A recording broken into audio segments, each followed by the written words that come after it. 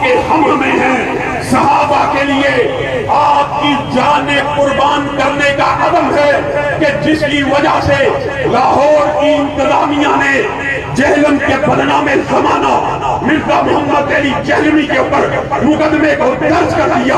اللہ اکبر، اللہ اکبر، اللہ اکبر۔ یہ اللہ ہی کا ہم شکریہ ادا کرتے ہیں۔ اور مرزا صاحب، اور میں سب سے پہلے صاحبزادہ بابر فروغ رحیمی کو اس بات کی مبارکباد دینا چاہتا ہوں، برادر اکبر محتسب الہی ظہیر کو اس بات کی مبارکباد دینا چاہتا ہوں کہ آپ نے بھی باغ دوہر اس بات کا اعلان کیا تھا اگر اس بدبخت کے خلاف پرچہ درج نہیں ہوگا تو بیگم کو چوک کے اندر دھرنا ہوگا۔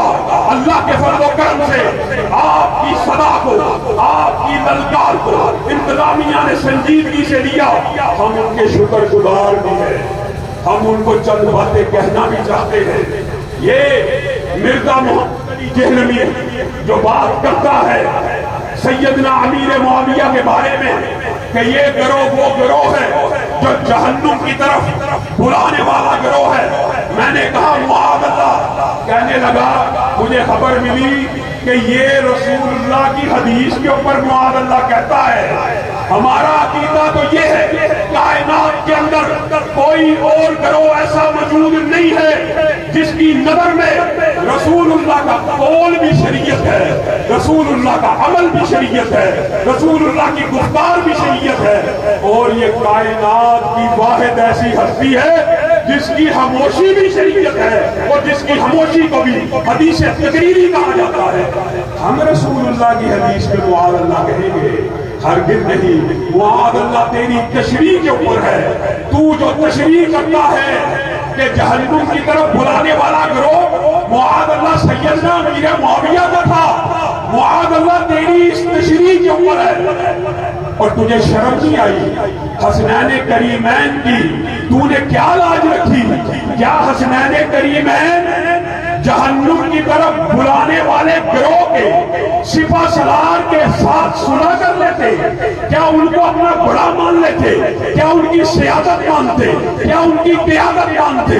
کیا ان کو امیر المومنین مانتے؟ حسنین نے سیدنا امیر معاویہ کے ساتھ صلح کی، لیکن تو بدبخت سیدنا امیر معاویہ کے ساتھ صلح نہیں کرنا چاہتا۔ تیرے یہ جو سارے باطل فلسفے ہیں ایک حدیث سے گر جاتے ہیں۔ رسول اللہ صلی اللہ علیہ وسلم نے کہا تھا حسن یہ میرا بیٹا سردار ہے، یہ میرا بیٹا سردار ہے، یہ میرا بیٹا سردار ہے۔ یہ مسلمانوں کے دو عظیم گروہوں میں صلح کروائے گا، مسلمانوں کے دو عظیم گروہوں میں صلح کروائے گا۔ تو کہتا ہے کہ جہنم کی طرف بلانے والا جو گروہ تھا وہ سیدنا امیر معاویہ کا تھا۔ اللہم اجعلہ ہادیا ومہدیا واہد بہ۔ اور رسول اللہ اس امیر معاویہ کے لیے دعائیں کر رہے ہیں، اللہ اس کو ہادی بنا، اس کو مہدی بنا، اس کو رشد و ہدایت کا ذریعہ بنا۔ اللہم اجعل معاویہ، اللہم علم معاویہ الکتاب والحساب وقہ العذاب۔ اللہ معاویہ کو کتاب کا علم بھی دے، حساب کا علم بھی دے، اس کو عذاب جہنم سے بھی بچا۔ اور تجھے یہ بھی نہیں پتا یہ خلافت رسول اللہ صلی اللہ علیہ وسلم نے سیدنا معاویہ کو کیسے عطا کی۔ ایک مرتبہ وضو کروا رہے تھے، رسول اللہ نے اچانک نظروں کو اٹھایا، کہا معاویہ یہ وما ينطق عن الهوى ان هو الا وحی یوحی، اپنی مرضی سے نہیں بولتے۔ معاویہ ایک وقت آئے گا تجھے خلافت کی چادر یا امارت کی چادر دی جائے گی، جب تجھے یہ مل جائے تمہیں یہ کرنا ہے، یہ کرنا ہے۔ بتائیے اگر رسول اللہ صلی اللہ علیہ وسلم آپ کی امارت اور خلافت پہ راضی نہ ہوتے تو اسی وقت اللہ کو کہتے تھے کہ اس کو امارت نہ عطا کر، اس کو خلافت نہ عطا کر۔ اور اسی پر بس ہے حرام بنت ملحان، رسول اللہ صلی اللہ علیہ وسلم کی مشہور حدیث آپ نے سنی ہوگی، کیا کہا کہا وہ لشکر جو مسلمانوں کا پہلی بیڑا ہوگا اول وہ پورے کا پورا لشکر جنتی ہوگا۔ ام حرام بنت ملحان نے کہا اللہ کے رسول دعا کیجئے میں بھی اس لشکر میں شامل ہو جاؤں۔ رسول اللہ نے دعا کی اور اجماع امت ہے یہ جو پہلا پہلی بیڑا تھا امیر البحر جس کو انگریزی میں ایڈمرل کہا جاتا ہے، اس پہلی بیڑے کے سربراہ کون تھے؟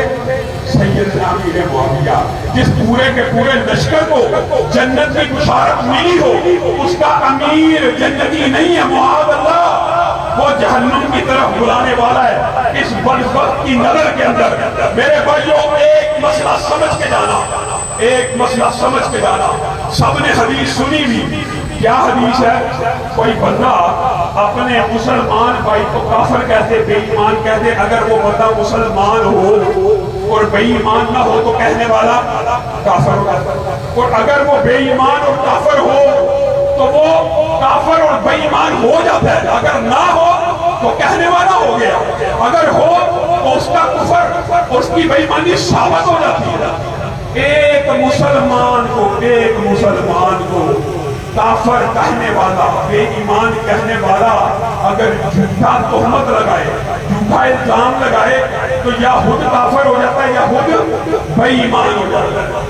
اور وہ صحابہ جن کے ایمان کی گواہیوں سے متبع سے آپ سنیں گے، جن کے ایمان کی گواہیوں سے قرآن بڑا پڑا ہے اور جن کو رضی اللہ کا خطاب کسی امتی نے نہیں دیا، اللہ نے دیا ہے، اللہ ان سے راضی ہے، اللہ ان سے راضی ہے۔ یہ ایسا بدبخت ہے یہ بھی یہی کہتا ہے امیر معاویہ آگے کیا کہتا ہے؟ رضی اللہ کہہ کر ان کے اوپر تنقید کرتا ہے، جو اس بات کے اوپر دلالت کرتی ہے کہ اللہ تو ان سے راضی ہے لیکن میں ایسا بدبخت ہوں جو سیدنا امیر معاویہ سے راضی نہیں ہوں۔ میرے بھائیو آج آپ کے سامنے ایک تجدید عدم بھی لینا ہے، مقدمہ درج ہو گیا، ہم انتظامیہ کے شکر گزار ہیں، احتجاج کی ساری کالوں کو واپس لے چکے ہیں، دھرنے کی کالوں کو واپس لے لیا، ریلی کی کالوں کو واپس لے لیا، لیکن آپ نے میرے ساتھ ایک وعدہ کرنا ہے، اگر انویسٹیگیشن کے اندر آپ سے ایک وعدہ لینا چاہتا ہوں، ہاتھ بلند کر کے وعدہ دینا ہے، اگر انویسٹیگیشن کے اندر کسی ایسے افسر نے جو اس کا ہم فکر ہو، ہم سوچ ہو، اس کو بری کرنے کی کوشش کی تو ہم آپ کے دفتروں کے بعد دوبارہ احتجاج کریں گے۔ سارے تیار ہو؟ ہاتھ اٹھا کر وعدہ کرو اگر اس کو گرفتار نہیں کیا گیا 24 گھنٹے کا آپ کو ٹائم دیتے ہیں، اس کو گرفتار کر لیا جائے، اس کے خلاف مقدمہ ثابت ہو چکا ہے، یہ جھوٹا ہے، اس نے اقرار کیا ہے، میں یہ الفاظ کہہ چکا ہوں، میں یہ بات کہتا ہوں، اب کون سی تفتیش، اب کون سی، اور جج بھی سن لیں، اگر کسی نے اس کو ریلیف دینے کی کوشش کی، یہ ہزاروں شمع رسالت کے پروانے، یہ صحابہ کے دیوانے انشاءاللہ نکلیں گے، جب تک ہم مرزا جہلمی کو کافر کردار تک گرفتار کروا کر سزا نہیں دیتے ہم چین سے نہیں بیٹھیں گے۔ خاک ہو گئے